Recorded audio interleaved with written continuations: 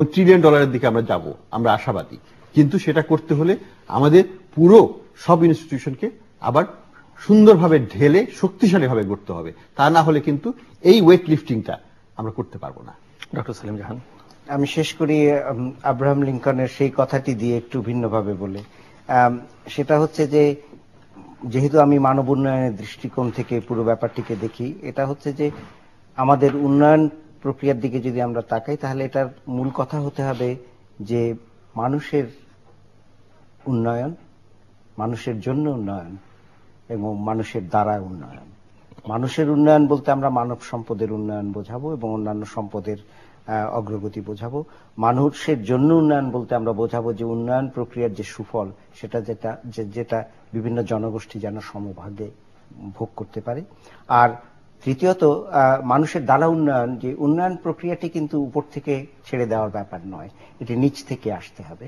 এবং সেই ব্যাপারে জনগণ শুধু উন্নয়ন প্রক্রিয়ার সুফল ভোগ করবে এটা আমি প্রত্যাশা করি না। আমি মনে করি যে জনগণ উন্নয়ন প্রক্রিয়াটিকে সামনে এগিয়ে নিয়ে যাওয়ার ব্যাপারে প্রত্যক্ষভাবে সেখানে অংশগ্রহণ করবে। এই অংশগ্রহণের ব্যাপারটি আমি একটু জোর দিতে চাই, যে যার ফলে আমরা এমন একটা উন্নয়ন চাই বর্তমান প্রজন্মের জন্য, ভবিষ্যৎ প্রজন্মের জন্য, যেখানে মানুষের উন্নয়ন হচ্ছে, মানুষের জন্য উন্নয়ন হচ্ছে এবং মানুষের দ্বারা উন্নয়ন হচ্ছে। দর্শক, আমরা অনুষ্ঠানের শেষ প্রান্তে তোমাদের সম্পর্কে আপনারা লিখতে পারেন ডাকে, ইমেল, SMS এর মাধ্যমে, ইন্টারনেট, আমাদের অফিসিয়াল ওয়েবসাইট অথবা সোশ্যাল মিডিয়াতে যেসব পেজ রয়েছে সেই সব পেজে আপনারা আপনাদের মতামত রাখতে পারেন।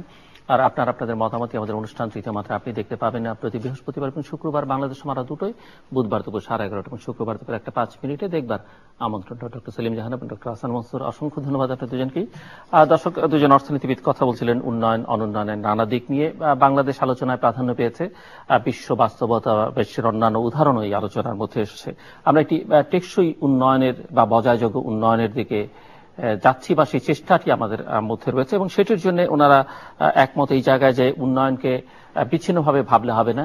সামাজিক উন্নয়ন, মানব উন্নয়ন, অর্থনৈতিক উন্নয়ন, পরিবেশের উন্নয়ন, এমনকি রাজনৈতিক উন্নয়ন, প্রাতিষ্ঠানিক উন্নয়ন, এগুলোকে সবগুলোকে বিবেচনার মধ্যে নিতে হবে এবং সামগ্রিকভাবে একটি উন্নয়ন পরিকল্পনা করতে হবে যেখানে ভবিষ্যৎ প্রজন্ম প্রাধান্য পাবে এবং এই উন্নয়ন প্রক্রিয়াটা অংশগ্রহণমূলক হতে হবে। ওনারা যেটি বলছিলেন সেটি হচ্ছে যে মাথাপিছু আয় বাড়াতে হবে, যদি এগুলো আমরা নিশ্চিত করতে চাই। লক্ষ্য শিল্প খাতকে বিস্তৃত করতে হবে, অর্থনৈতিক ভিতকে মজবুত করবার জন্য সুযোগের সমতা নিশ্চিত করতে হবে, সামাজিক অবকাঠামোর সঙ্গে পাশাপাশি ভৌত অবকাঠামো গড়ে তোলবার দিকে মনোযোগ দিতে হবে এবং প্রাকৃতিক সম্পদ ব্যবহারের ক্ষেত্রে দক্ষতা বা বিবেচনাবোধের, যেভাবেই বলি না কেন, দায়িত্বশীলতার পরিচয়টাই দিতে হবে এবং বিনিয়োগ বাড়াবার দিকে মনোযোগ দিতে হবে। দর্শক, আমাদের সঙ্গে থাকবার জন্য অসংখ্য ধন্যবাদ। আপনাদের সবার জন্য শুভকামনা।